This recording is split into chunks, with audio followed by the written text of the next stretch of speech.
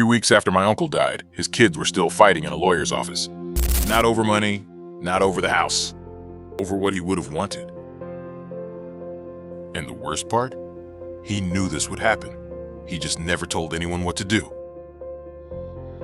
Look, I get it. Nobody wakes up thinking, you know what sounds fun today? Planning my own funeral. But here's the thing. I've watched families completely fall apart after someone dies. Good people, people who loved each other. And it wasn't because they were greedy or cruel. It was because nobody knew what Dad wanted or what Mom would have chosen. And in those moments when you're already drowning in grief, that uncertainty becomes unbearable. So yeah, this is gonna be uncomfortable, but stay with me, because what I'm about to share could save your family from years of regret. Let me tell you about Tom.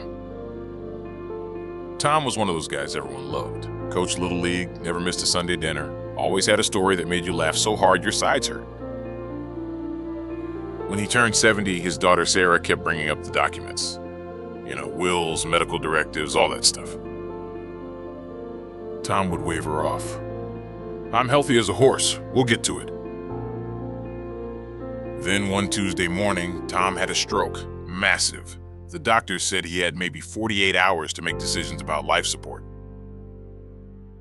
Sarah and her 2 brothers stood in that hospital hallway, and suddenly they had to answer impossible questions. Would Dad want to be kept alive on machines? Who should make the call? Did he want to donate his organs? 3 siblings, 3 completely different answers. Mark thought Dad would fight to stay alive no matter what. Jennifer was sure he'd want to let go peacefully. And Sarah? She had no idea. She just kept thinking about all those times she tried to ask, and he changed the subject. Tom's story isn't unique. It happens every single day. And I'm telling you this not to scare you, but because the solution is actually pretty straightforward. It just requires doing something most people spend their whole lives avoiding. Having the conversation. So let's walk through this together. Not like some boring legal checklist, but like real people trying to protect the people we love. The documents. First, the paperwork. I know, but hear me out. The will. This is your voice after you're gone, and it needs to be crystal clear. Your will should name an executor, someone you trust to actually follow through on your wishes. And here's the part people forget. Ask them first. Don't surprise your sister at your funeral by making her responsible for your entire estate. That's not a gift. That's a burden. If you've got kids under 18, name a guardian. If you've got pets, same thing. Because here's the reality. If you don't choose, a judge will. And judges don't know that your daughter Sarah has 3 cats already, or that your brother John works 80-hour weeks. One more thing. Check your beneficiaries on every single account. Your 401k, your savings, your life insurance. Those pay-on-death forms override your will. I've seen families torn apart because Dad's will said one thing, but his bank account said another. Power of attorney. This is huge. This lets someone manage your money and legal stuff if you can't. Some people use a springing power of attorney that only kicks in if you're incapacitated. Smart move if you're worried about giving someone too much control too soon. Healthcare directive. This is the big one, the one that saves families from Tom's situation. This document says exactly what you want if you can't speak for yourself. Do you want to be resuscitated? Do you want a feeding tube? How long do you want to be kept on life support? These questions feel impossible to answer when you're healthy, but answering them now means your family doesn't have to guess later. And trust me, they'll be grateful, because making that decision for someone else, especially when your siblings disagree, is absolutely brutal. The nursing home conversation. Okay, deep breath. This next part is even harder. Nobody wants to think about ending up in a nursing home. I get it. The smell of disinfectant, the institutional food, losing your independence. But here's what I've learned. The families who suffer the most aren't the ones who end up in nursing homes. They're the ones who never talked about it. Because when the time comes suddenly, when Mom falls and can't live alone anymore, you're making decisions in a panic. You're picking the first place that has an opening. You're going with whatever your insurance covers. You get lucky, but sometimes you don't. How to actually choose. If this ever becomes necessary for you or your parents, visit multiple places. And I mean actually visit. Don't just look at the website with the smiling stock photos. Go on a Tuesday afternoon. Go on a Saturday morning. Notice how the staff interacts with residents when they think nobody's watching. Ask the hard questions. How do residents get medical care? What happens if someone develops dementia? What are your policies on abuse and neglect? Do you have physical therapy, activities, religious services? Some places are just warehouses where people wait to die. Others genuinely try to give residents dignity and joy in their final years.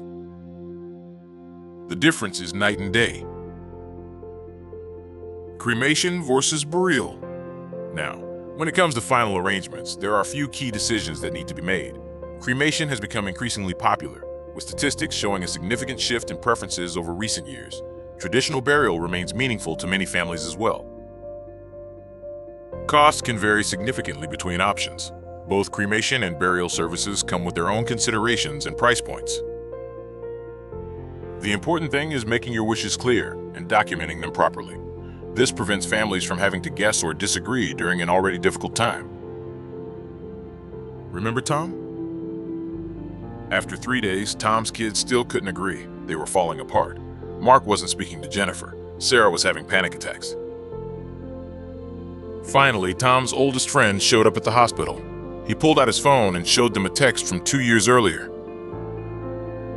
Tom had written, "If something happens and I can't think straight anymore, let me go. I don't want to be a vegetable. And tell the kids to stop fighting. I love them all the same." It wasn't a legal document, but it was his voice, and it was enough. They removed life support that afternoon. Tom died the next morning with all 3 kids holding his hands. But here's the thing. They shouldn't have needed a random text message. Tom should have done this properly, years earlier. He knew he should. He just kept putting it off. So here's what I want you to do. This week. Not someday.